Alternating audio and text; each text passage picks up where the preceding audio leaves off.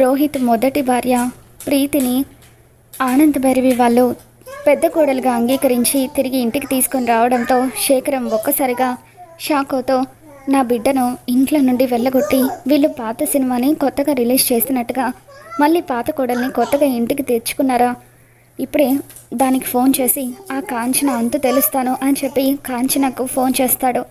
ఇదిగో శేఖరం, పదే పదే నాకు ఫోన్ చేద్దని చెప్పాను కదా, ఎందుకు చేస్తున్నావని చెప్పి కాంచన మండిపడుతూ ఉంటుంది. ఇక దాంతో శేఖరం కాంచన మీద మండిపడుతూ, వసే పనికి మాలిందానా, సంతోషంగా మొగుడితో కాపురం చేసుకోవాల్సిన నా కూతుర్ని అన్యాయంగా రోడ్ల వెంట తిరిగేలాగా చేసావు కదనే అని చెప్పి అంటూ ఉంటే, ఇదిగో శేఖరం, నేనేమైనా అది మొగుడితో సంతోషంగా కాపురం చేస్తాను అంటూ ఉంటే వద్దని నాతో పాటు తీసుకువచ్చానా అని చెప్పి కాంచన అంటూ ఉంటుంది. ఇక దాంతో శేఖరం, నీ వల్ల నా కూతురి జీవితం నాశనం అయిపోయింది. చిన్నప్పటి నుండి నువ్వు దాన్ని సరిగ్గా పెంచకపోవడం వల్లే దాని జీవితాన్ని అదే నాశనం చేసుకుందని చెప్పి శేఖరం అంటూ ఉంటాడు. ఇప్పుడు ఏమైంది, నా కూతురు ఏదో చిన్న తప్పు చేసిందని చెప్పి ఇంట్లో వాళ్ళందరూ కూడా మెడ పట్టుకొని బయటకు గెంటారు. ఈరోజు కాకపోతే రేపైనా అది మళ్ళీ ఆ ఇంట్లో కోడలుగా అడుగు పెడుతుంది, ఆస్తంతా కూడా సొంతం చేసుకుంటుంది అని చెప్పి అంటూ ఉంటే, అప్పుడు శేఖరం, ఏంటి అడుగు పెట్టేది, అసలు ఇక్కడ ఏం జరిగిందో తెలుసా అంటూ రోహిత్ మొదటి భార్య ప్రీతి దర్శన్ని కాపాడడంతో ఇంట్లో వాళ్ళందరూ కూడా తనని క్షమించి తిరిగి ఇంటి పెద్ద కోడలుగా ఇంటికి తీసుకొచ్చిన విషయం గురించి శేఖర్ కాంచనకు చెబుతూ ఉంటాడు. ఇక దాంతో అమ్మో అమ్మో అమ్మో, నా కూతురికి ఇంత పెద్ద అన్యాయం జరుగుతుందా, ఆనంద నిలయంలో కుటుంబం అంతా కలిసి ఏకమయ్యి నా కూతురికి ఇంత అన్యాయం చేస్తారా, ఎట్టి పరిస్థితుల్లోనూ నా కూతురికి అన్యాయం జరగనివ్వను, ఆ ఇంటికి ఎప్పటికైనా నా కూతురే పెద్ద కోడలు అని కాంచన అంటూ ఉంటుంది. ఈ డైలాగులు నువ్వు చెప్పడం కాదు, ఏదో ఒక విధంగా అమ్మాయికి నచ్చ చెప్పి మళ్ళీ ఈ ఇంటికి రమ్మని చెప్పు, అల్లుడి గారి కాలు పట్టుకొనైనా క్షమాపణ అడిగి మళ్ళీ తన స్థానాన్ని తను తీసేసుకోమని చెప్పు, లేకపోతే వీళ్ళంతా కూడా ఏకమయ్యి దాని జీవితాన్ని శాశ్వతంగా రోడ్డు మీదకు నెట్టేస్తారు అని చెప్పి శేఖర్ అంటూ ఉంటాడు. అలాగే అయ్యా, ఈ విషయం చెప్పి నువ్వు చాలా మంచి పని చేసినావు, దాని జీవితాన్ని చక్కదిద్దాల్సిన బాధ్యత కేవలం నాకు మాత్రమే కాదు, తండ్రివైన నీకు కూడా ఉంది, ఎప్పటికప్పుడు అక్కడ ఏం జరుగుతుందో నాతో చెబుతూ ఉండయ్యా అని చెప్పి కాంచన అంటూ ఉంటుంది. చూడు, నువ్వు నన్ను మొగుడుగా అంగీకరించకపోయినా నా కూతురికి అన్యాయం జరుగుతూ ఉంటే నేను చూస్తూ ఊరుకోలేను, అది నా రక్తం, ఎప్పటికైనా దాని సంతోషమే నేను కోరుకునేది అని చెప్పి శేఖర్ అంటూ ఉంటాడు. ఇక ఆ తర్వాత కాంచన, అమ్మ ఆనంద భైరవి, నా కూతుర్ని పర్మనెంట్గా గెంటేసి దాని స్థానంలోకి మరొక అమ్మాయిని తీసుకువస్తారు కదా, మీ అందరి అంతో తేలుస్తాను, మళ్ళీ నా కూతుర్ని ఆ ఇంటికి పంపిస్తాను అని చెప్పి కాంచన అనుకుంటూ ఉంటుంది. మరోవైపు దర్శన్ గదిలో కూర్చొని ఉంటాడు. అప్పుడే శరణ్య దర్శన్ కోసం అని చెప్పి పాలు తీసుకొని వస్తుంది. ఏవండి, ఈ పాలు తాగండి, ఉదయం నుండి మీరు సరిగ్గా టిఫిన్ కూడా తినలేదు అని అంటూ ఉంటే దర్శన్ ఆ పాలు తీసుకొని చేత్తో పట్టుకుంటాడు. దాంతో శరణ్య ఎంతగానో ఆనందపడిపోతూ ఈయనకు నా మీద ఉన్న కోపం పోయినట్టుంది అని అనుకుంటూ ఉంటే సడన్గా దర్శన్ ఆ పాల గ్లాస్ని దూరంగా విసిరి కొట్టేస్తాడు. దాంతో గ్లాస్ పగిలిపోయి పాలన్నీ కూడా నేల పాలు అయిపోతాయి. ఏమండి, ఏంటండి ఇది, ఎందుకు మీరు నా మీద అంతలా కోపం చూపిస్తున్నారు అని చెప్పి శరణ్య అంటూ ఉంటుంది. ఇక దాంతో దర్శన్, చూడు, అసలు నీ మొహం చూడాలంటేనే నాకు నరకంగా ఉంది, మర్యాదగా ఏ దారినైతే వచ్చావో ఆ దారిని వెళ్ళిపో అని చెప్పి మండిపడుతూ ఉంటాడు. శరణ్య ఏడుస్తూ ఉంటుంది. ఇంతలో ఆనంద భైరవి దర్శన్ గదికి వస్తుంది. పగిలిపోయిన గ్లాస్ వైపు చూస్తూ శరణ్య వైపు చూస్తూ, అమ్మ శరణ్య, ఏమైందమ్మా అని చెప్పి అంటూ ఉంటే, అంటే అది అత్తయ్య గారు అనుకోకుండా పాల గ్లాస్ చేయి జారి కింద పడి పగిలిపోయింది అత్తయ్య గారు అని చెప్పి అంటూ ఉంటే, అప్పుడు ఆనంద శరణ్య దగ్గరికి వచ్చి, అమ్మ శరణ్య, ఏంటమ్మా నాకు అబద్ధం చెప్తున్నావా, అబద్ధం చెప్పాల్సిన అవసరం నీకేంటి, నీ మొహం చూస్తూ ఉంటే ఇది అనుకోకుండా జరిగిన పొరపాటులాగా నాకు అనిపించడం లేదు, చెప్పమ్మా అని అంటూ ఉంటే శరణ్య దర్శన్ వైపు చూస్తూ ఉంటుంది. దర్శన్ చాలా ఇరిటేట్ అవుతూ ఉంటాడు. ఇక అప్పుడు ఆనంద, నాన్న దర్శన్, ఉదయం నుండి చూస్తున్నాను, నువ్వు ఎందుకో తెలీదు శరణ్యకు దూరంగా ఉంటున్నావు, తనతో నువ్వు చాలా కోపంగా ఉంటున్నావు, ఎందుకు ఇలా చేస్తున్నావు అని చెప్పి ఆనంద్ అడుగుతూ ఉంటుంది. ఇక దాంతో దర్శన్ తను ఒక హంతకురాలమ్మా అని చెప్పి గట్టిగా అరుస్తాడు. ఆనంద షాక్ అవుతూ ఉంటుంది. ఏం మాట్లాడుతున్నావు దర్శన్? శరణ్య హంతకురాలేంటి అని అంటూ ఉంటే కొంపదీసి మహేష్ గురించి ఈయనకు తెలిసిపోయిందా అని చెప్పి శరణ్య టెన్షన్ పడిపోతూ ఉంటుంది.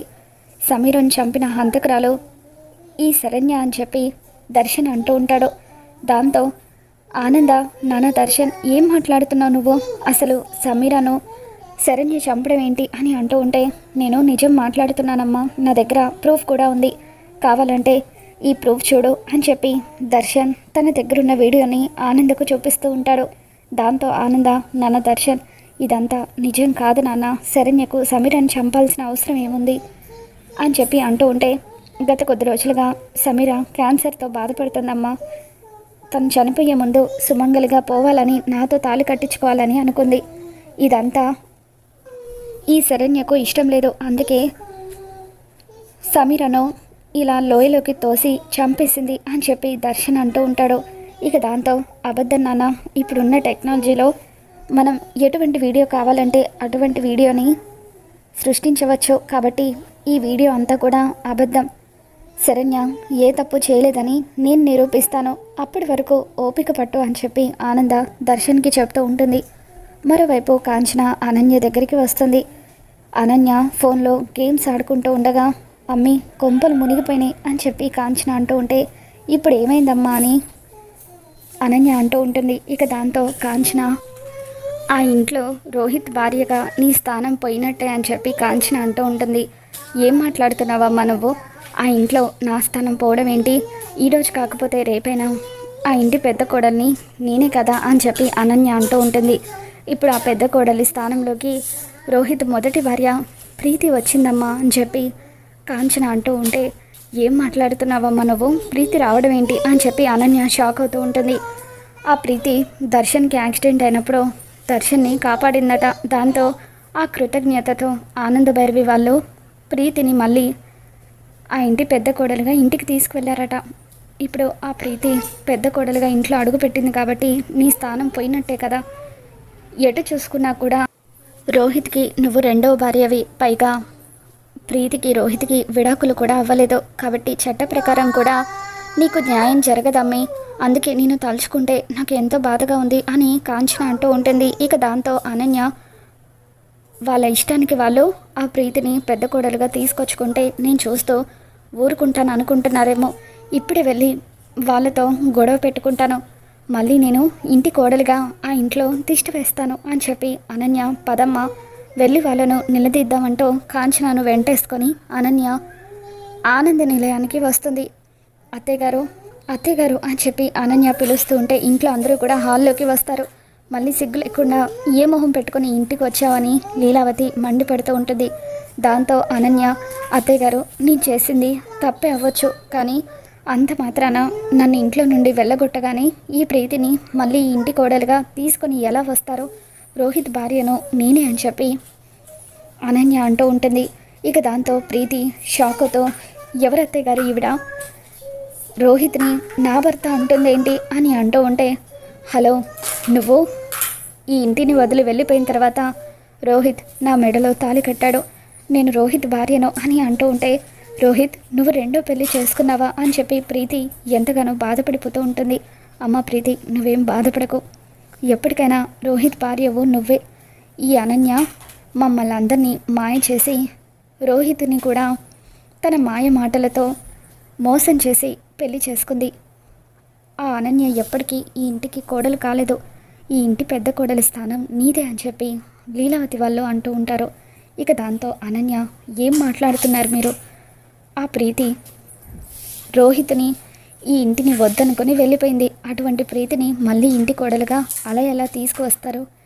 మీరు కనుక నన్ను ఇప్పుడు కోడలుగా ఒప్పుకోకపోతే నేను వెళ్ళి పోలీస్ కేసు పెడతానని చెప్పి అనన్య బెదిరిస్తూ ఉంటుంది. దాంతో ఆనంద, ఏంటే పోలీస్ కేసు పెడతావా? వెళ్ళి పెట్టుకో, మేము కూడా నీ మీద చీటింగ్ కేసు పెడతాము. నువ్వు మా లహరి మీద శరణ్య మీద మర్డర్ అటెంప్ట్ చేసావు కదా, దాని గురించి కూడా మేము కేసు పెడతాము.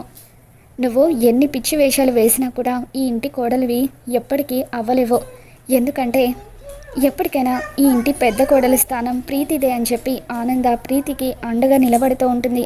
ఇక దాంతో అనన్య పోలీసులంటే ఈ ఆనంద వాళ్ళు భయపడతారేమో అనుకున్నాను, కానీ ఇలా రివర్స్ అయ్యారేంటి, ఇప్పుడు నేనేం చేయాలి అని చెప్పి వీళ్ళ జుట్టు పట్టుకొని లాభం లేదు, కాళ్ళు పట్టుకొని ఏదో ఒక విధంగా బతిమలాడి ఇక్కడ స్థానాన్ని సంపాదించాలి, ఆ తర్వాత ప్రీతిని మెడ పట్టుకొని బయటకు గెంటేయాలి అనుకొని, అత్తయ్య గారు మీ కాళ్ళు పట్టుకుంటాను, దయచేసి నాకు అన్యాయం చేయకండి, నేను కూడా తాళి కట్టించుకొని ఈ ఇంటికి కోడలుగా వచ్చాను, అటువంటిది నన్ను సడన్గా రోహిత్ భార్యవి కావు అని వెళ్ళిపోమని అంటే నేను ఎక్కడికని వెళ్ళిపోవాలి అత్తయ్య గారు, నేను చేసింది తప్పే కాదనను, కానీ ప్రతి మనిషికి సరిదిద్దుకోవడానికి ఒక అవకాశం ఉంటుంది కదా, దయచేసి నాకు కూడా ఒక అవకాశం ఇవ్వండి అని అనన్య అంటూ ఉంటే, ఇప్పటికీ నీకు చాలా అవకాశాలు ఇచ్చాము కానీ నువ్వు వాటిని సద్వినియోగం చేసుకోలేదు, ఇంకా నీ మాయ మాటలకు మేము మోసపోవాలని అనుకోవడం లేదు, పోవే ఇక్కడి నుండి అంటూ ఆనంద అనన్యను బయటకు తోసేస్తుంది.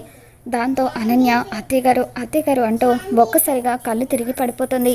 అయ్యో నా కూతురు కళ్ళు తిరిగి పడిపోయింది, అర్జెంటుగా డాక్టర్ని పిలిపించండి అని కాంచన అరుస్తూ ఉంటుంది. ఆనంద వాళ్ళు డాక్టర్ని పిలిపిస్తారు. డాక్టర్ అనన్యను చెక్ చేసిన తర్వాత షీఈస్ ప్రెగ్నెంట్ అని చెప్పి ఆనంద వాళ్ళకు చెబుతూ ఉంటారు. ఇక దాంతో ఆనంద, లీలావతి, రోహిత్ వీళ్ళందరూ ఒక్కసారిగా షాక్ అవుతూ ఉంటారు.